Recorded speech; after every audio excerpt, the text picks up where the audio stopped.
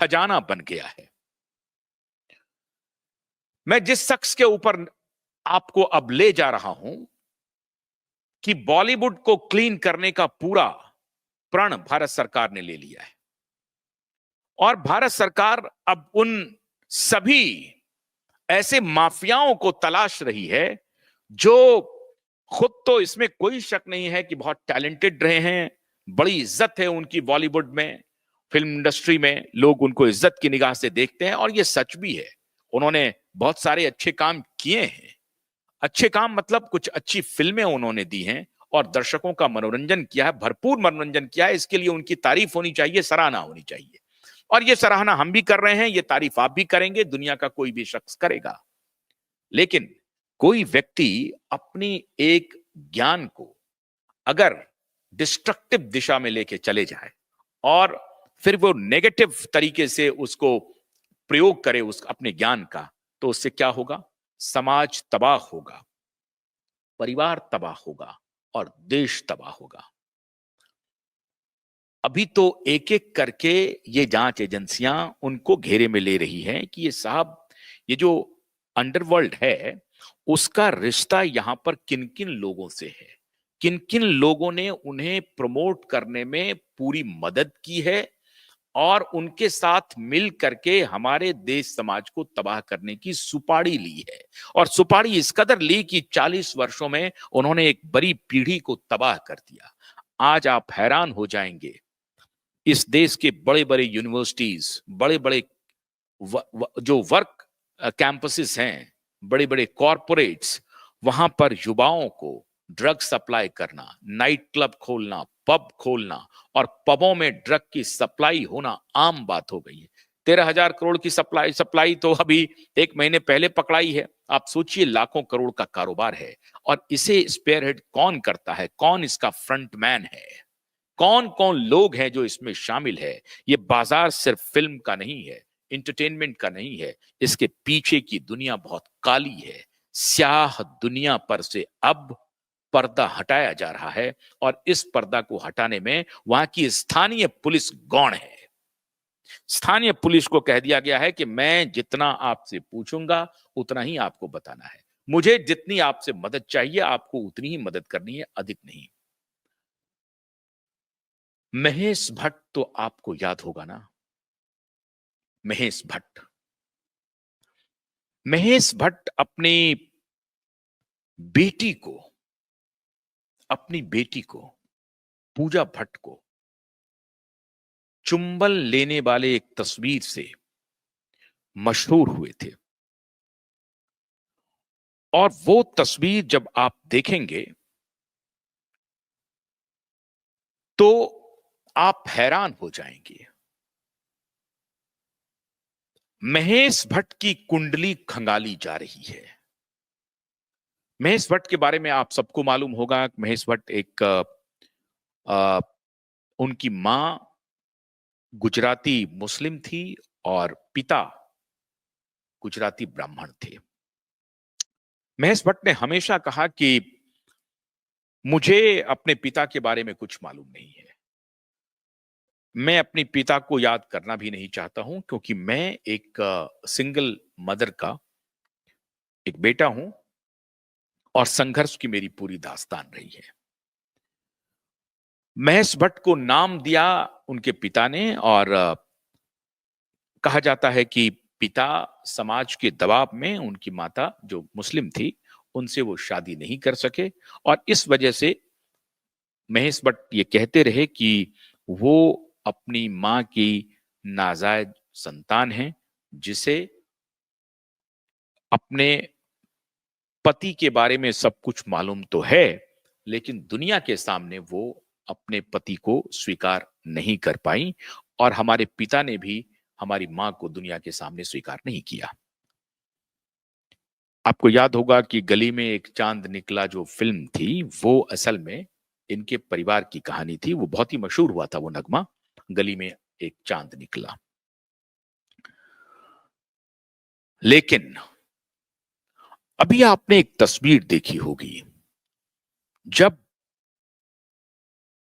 बाबा सिद्दीकी की हत्या हुई, बापा सिद्दीकी की हत्या में कुछ लोग जो सबसे पहले पहुंचने वाले थे, उसमें पूजा भट्ट थी। अब ये पूजा भट्ट एक एक ऐसी एक एक बेहतरीन अदाकारा, जिन्होंने हिट फिल्में दी। और आपको याद होगा कि 90 के दशक में 1972 में फरवरी माह में इनका जन्म हुआ है। और 90 के दशक में जब ये 21-22 साल की थी, 20-21 साल की, तब इनका फिल्मों में पता 17 साल में ही ये फिल्मों में आ गई थी। वैसे तो चाइल्ड आर्टिस्ट के रूप में और भी कई मूवी में इन्होंने काम किया, लेकिन ऑफिशियली 17 साल की उम्र में इनके पिता ने इन्हें फिल्म में लॉन्च किया। और उस दौरान जिससे पूजा भट्ट का रिश्ता बना, जो इनके बॉयफ्रेंड बने, फिल्म एक्टर, प्रोड्यूसर, डायरेक्टर, जो कोई भी इनके रिश्ते में आए, उन सबकी जिंदगी इनके पिता ने तबाह कर दी। पहला शिकार थे राहुल रॉय। आपको याद होगा उस आशिकी मूवी में वो आए थे, बहुत सुपर डुपर हिट हुआ था, उनकी पहली मूवी सुपर हिट हो गई थी राहुल रॉय की। Rahul Roy super duper hit होते हैं और उनका रिश्ता पूजा भट्ट से कुछ दिनों के लिए बनता है। जब ये बात पता चलती है महेश भट्ट को, उसके बाद राहुल रॉय का क्या हश्र हुआ आप सबने देखा। मिठुन चक्रवर्ती 1990 में 93 में एक मूवी आई थी तड़ीपार, और बड़ा मशहूर नगमा था उसमें, ऐसी हालत किसी क्यों न हो, इश्क में जो मेरे साथ है मेरा हाल है। उस वक्त योगिता बाली उनकी पत्नी थी।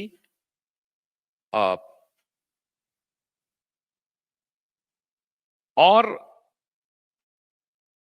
जब इनको ये लगा कि इनका रिश्ता पूजा भट्ट का रिश्ता